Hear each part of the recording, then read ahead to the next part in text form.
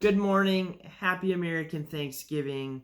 Welcome back to Train of Thought. My name is Trey, and this is where I share my thoughts on the third place in the Central Division, Winnipeg Jets. That's not a bad place to be. Third place in the Central Division. Stats say that if you are in a playoff position, on American Thanksgiving, that you have a 75% chance to make the playoffs. So good job, Jets. Let's prove that stat true. Getting to the game last night, the Jets took down the San Jose Sharks in San Jose 5-1.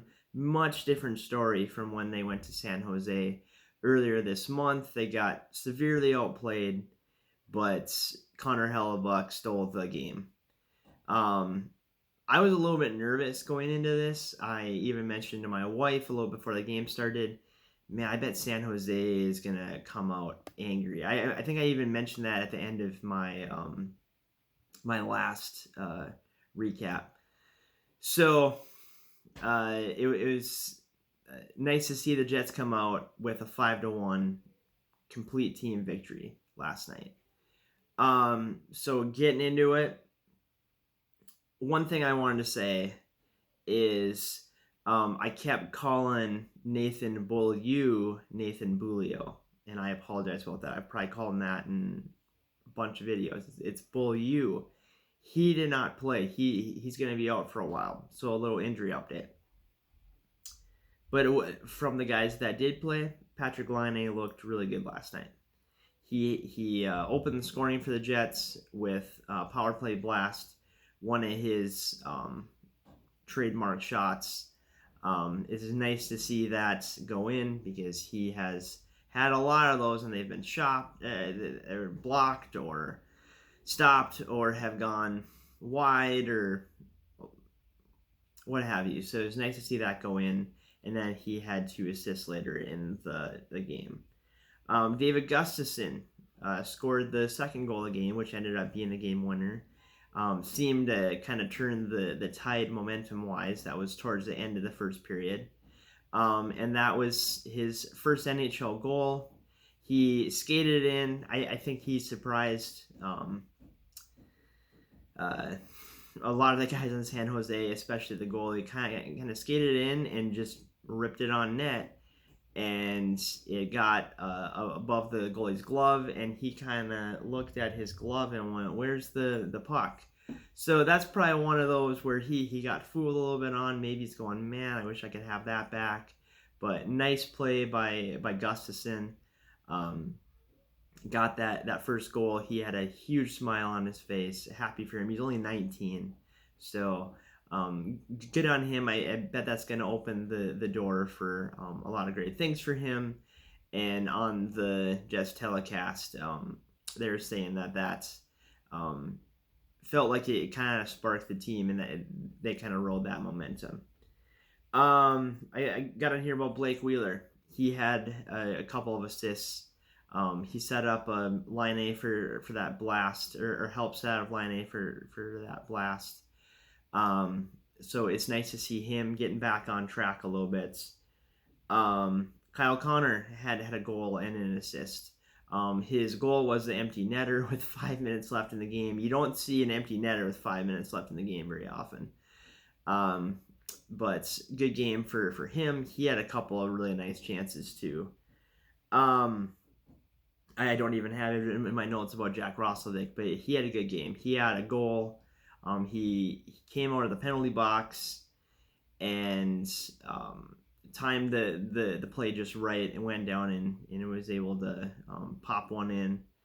And he also had a penalty shot later in the game, which he missed, but he made some good plays and had some pretty glorious scoring opportunities, and he was able to put one of them in. Speaking of the penalty box, the Jets were in there 6 times, which was a high for the year. They've been a very disciplined team. And they did not give up a power play goal. So after giving up the 3 power play goals on Saturday. They went 6 for 6 tonight, which kind of put them right around where they've been all year. They're still ranking in the bottom of the league. They're about like 73% or so for the penalty kill, but they definitely aren't where they were at the beginning of the year. And it's not going to be very often where you're going to give up 3 power play goals. But the Jets still won that game. So they're building some momentum. They're building some positive identity there. Power play, 1 for 3.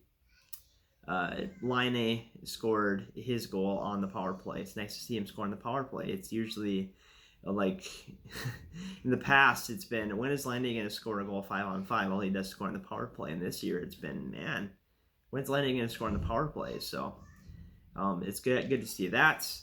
Hellebuck was his normal, wonderful self, especially against San Jose. He stopped 32 out of 33 shots. So that makes 83 out of 86 in 2 games so far against the Sharks. Not bad. The Jets are now 9-4 on the road. They are 9-2-1 this month. So they're on a roll.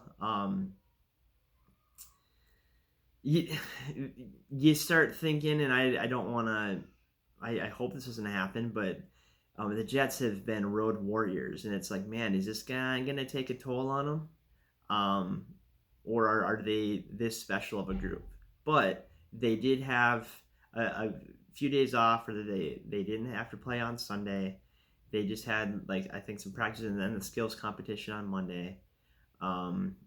Didn't play or on Tuesday, probably traveled, and then played last night. So now they're in a stretch of 3 games in 4 days where they play tomorrow night in or tomorrow afternoon in Anaheim, and then Saturday night in LA. But that's nice. You're staying in state, and you have back-to-back games within probably an hour or so of each other, so you don't have to change hotels. Just have to go through that awesome traffic out west. But we'll see. Hopefully the Jets can come out with some W's. That game in Anaheim that they played earlier this month was they lost 7-4. But I know that Paul Maurice said he liked a lot about that game. So hopefully they can go out and avenge that, and then go into LA and finish off this road trip in fine fashion. So I'll be back probably late to tomorrow night. Hopefully I'm still alive after working 12 hours on Black Friday to talk about the Jets game. I won't be able to watch it because I'll be working, but I will be on here to make a video.